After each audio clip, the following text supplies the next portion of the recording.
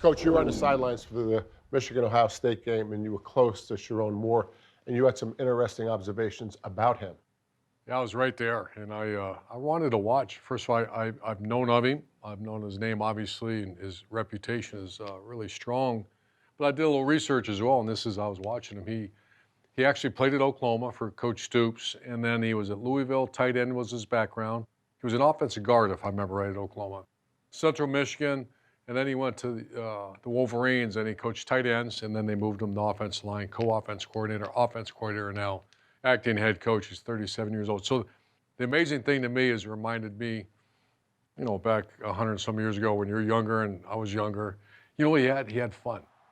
His interaction with the players, he was enjoying. I mean, this is a moment, an enormous moment. Right. 110,000 people, and I was just watching his interactions. Great. So as I used to tell our staff all the time, we are in the most evaluation-friendly profession in the world. What's that mean? That means every Saturday, people watch it, and it's either this or it's this. Right. And so he's the only guy in the modern era. I haven't done this research, but I can tell you it's the truth. He's the offensive line coach. He's the offense coordinator, and by the way, he's the head coach against the Buckeyes. So let's evaluate how he did. Offensive line coach, it's the most difficult position to coach. You're an offensive lineman. You coach the offensive line.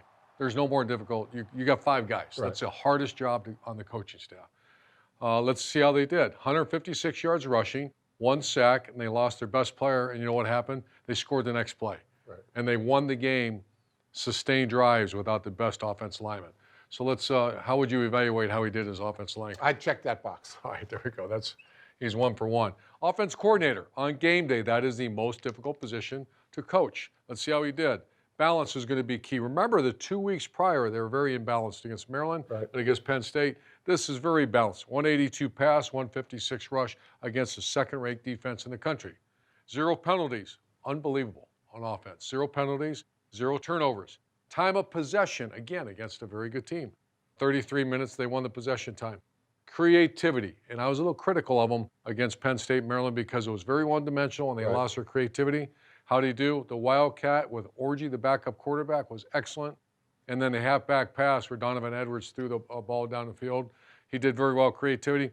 And I always challenge our coordinators, I did.